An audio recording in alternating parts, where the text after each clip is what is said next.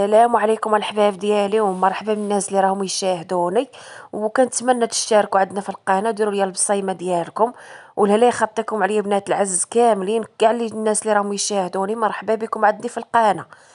اليوم جبت لكم الجديد وجبت لكم البسطيله ديال الحوت، شي حاجه زينه ومخيره واقتصاديه، لا في الثمن ولا حتى في المصروف ديالها، راه ما تكلفكش قل من 50 درهم توجديها. وغتقولي ما يمكنش، وتعالوا معايا تشوفوا الطريقه والمقادير والوصفه بالضبط. راه معد الحاجه فاطمه ولات الحلوى، راه كتصاول ببساطه الاقتصاديين وشي حاجه مخيره وزينه. ودابا بنات عمي ادخلوا معايا العفارة الكوزينه. بالنسبه للمقادير اللي غنحتاجو، عندنا باكيه ديال الشعريه الصينيه، هذه ديال 10 دراهم، راها كبيره. غنحتاجو هنايا 10 دراهم ديال الكروفيت. غنحتاجو هنايا هاد الحوت كيتباع مخلط، هذا راه مجمد، راه كيتباع في بيم ولا في مرجان. الثمن ديالو 300 تقريبا 340 الباكيه. هاد الزيت الحمر اللي غتشوفوا راه ماشي التحميره.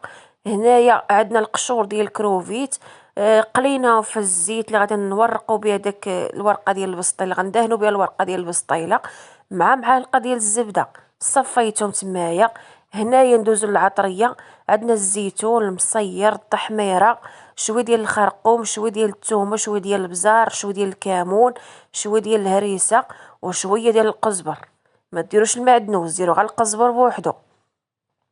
هنايا بالنسبه لهاد الخيزو والقريعه، راني عندي 2 قريعات و4 ديال الحبات ديال الخيزو، شحرتهم شويه في الزيت والملحه والبزار صافي وخليتهم يبردوا.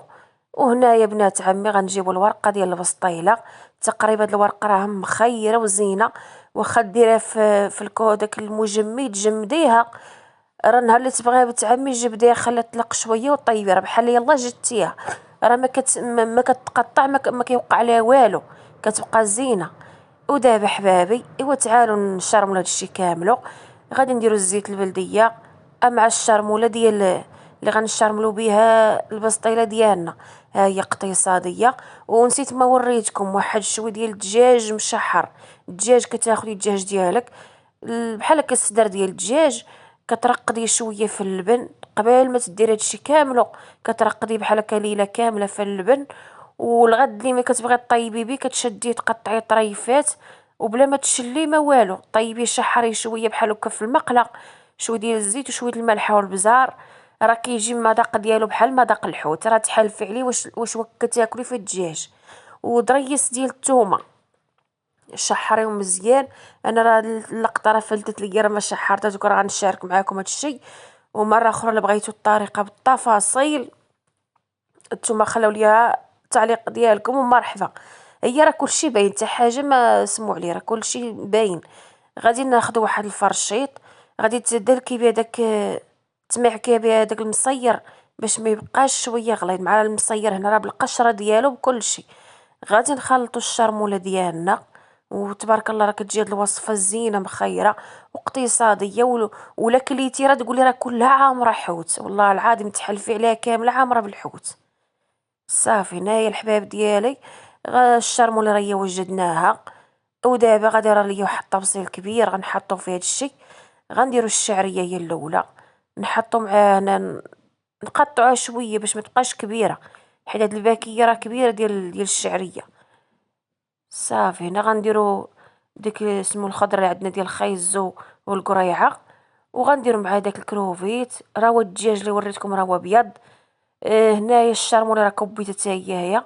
هادوك ديال الحوت، الساشيه ديال الحوت راه فيها بوزروك، فيها واحد الحوت هو اللون ديالو بحال الخيزو، اللون تاعو ليموني، وفيها داك القيمرون وداك الشي مخلطه، يعني فيها النسمه، كتطلق لك النسمه ديالها. وقال لك السيد هم اللي يبرعهم هو الكروفيت. الصراحه الكروفيت غا ما تشحريش بنت عمي، واخا تكون عندك غير القياس اللي درتي راه كيعطي النكهه ديالو مجاهده مجاهده. هنا بقات لي شويه ديال الشرموله ديال البسطيله، غادي ندير فيها واحد 3 ديال الفرماجات، 3 فرماج غا مثلث. هاد الوصفه هادي ديال الفرماج نخليوها هي الاخرى، هي اللي غندهنوا بها في الاخر البسطيله من غادي نجمعوها.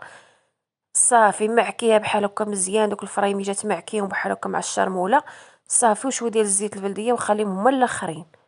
والله العظيم الحباب ديالي كنتمنى تجربوا الطريقه ديالي، راه زوينه ومخيره. غادي ناخذ واحد المنديل بحال هكا، وغادي نحطو بحال هكا، نحط عليه اللاطه وشتو البسطيله. والله القاسم راه جبتها من الفريكو، جبتها راه كانت جامده وخليتها حتى طلقت مزيان. هادي راه عند الناس اللي كيبيعوا هاد البسطيله الصراحه مخيره، الله يعطيهم الصحه.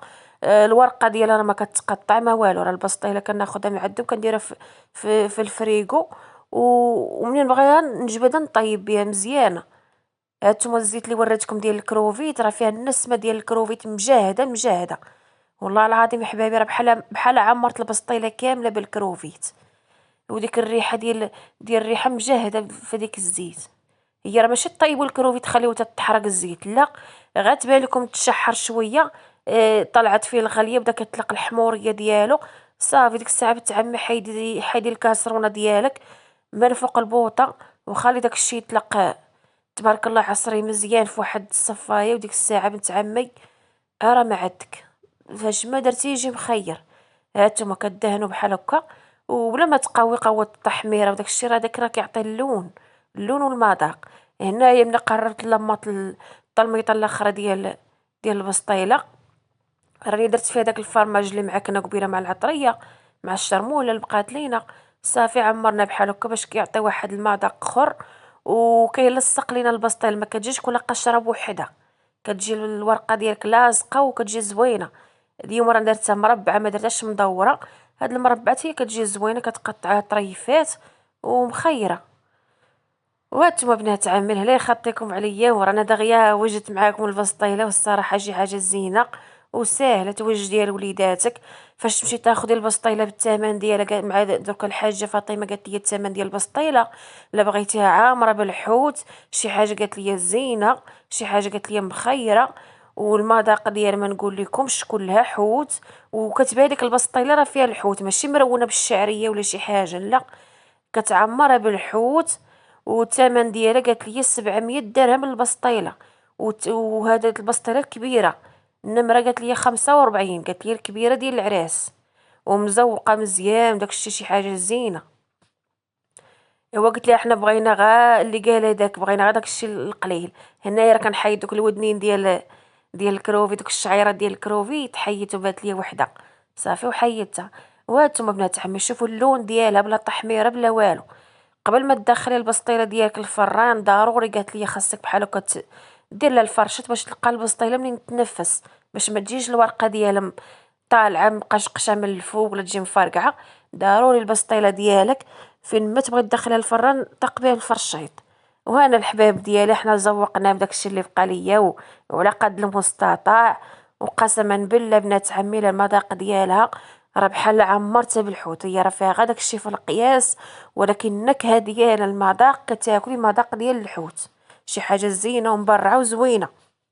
وقالت لي نتمنى تعجبهم هاد الوصفه، حيت قلت لي عطيني شي وصفه تكون زوينه، شي حاجه تكون قليله، شي حاجه اللي غيقدروا الناس يستطيعوا يديروها وما تكلفهمش بزاف، الثمن ديالها تجيهم مناسب ويبرعوا وليداتهم. حيت قلت لهم راه الناس كيتشهوا بحال هكا البسطيله والثمن ديالها من 12000 14000 هاو راه بقاش راه بزاف. قلت ليه حنا بغينا غير النكهه تكون حاضره، والثمن تا هو يكون حاضر، وشي حاجه تكون زينه وفي استطاعه ديال الحباب كاملين كاع الناس اللي باغين البسطيله يقدروا يستطيعوا ياكلوها.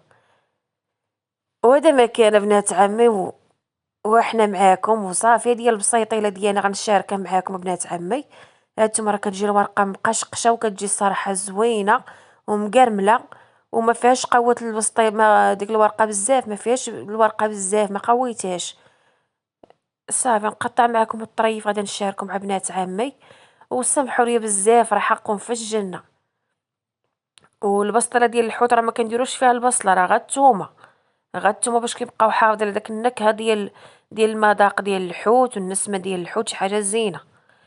وهذه هي البسيطيله في خاطر الحباب كاملين، الناس يخليو التعليقات ديالهم الزوينه، صحاب النصائح اللي كينصحوني لا يخطيكم عليا بنات الجواد. وهذه هي البسيطيله رانا شاركتها معاكم، وشي حاجه اقتصاديه ليا وليكم. راه كنفكر في راسي ونفكر في الحباب اللي راهم يشاهدوني. صافي انا نحاول نقرب لكم شويه باش يبان داك الشيء. دابا راه حتى التليفون عندنا ما كيصورش مزيان، ما كيعطيش الحاجه الحق ديالها، والله القسم كلشي كتبان من بلا كاميرا. تبارك الله ما شاء الله راه كتبان زينه. هانتوما نحاولوا نقربوا لكم كتر. هانتوما راه باقا سخونه وجات مقشقشه وزوينه.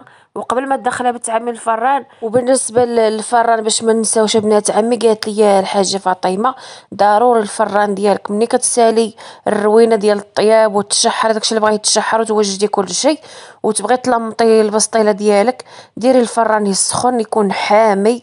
الفران ديما يكون سخون، شعلي الفوق وشعلي لتحت وخلي بنت عمي الفران يطيب مزيان يسخن على ما تجمعي البسطيله ديالك ترونيها كامله تلمطيها. وديك الساعه قالت لي طفي الجهه الفوقانيه ديال الفران ودخلي البسطيله ديالك وخلي كلشي بتعمي طيب على خاطرو. وكتجي الصراحه زينه وكتجي محمره وما كتجيش مشوطه لشي حاجه، كتجي مقرمله وتاخذ حقها من الطياب. راه كطيبها غير الفوق في الفران ديال ملي كيكون الفران حامي كنطيبها غير الفوق. وتحيه لكم بنات عمي، سمحوا لي بزاف اللي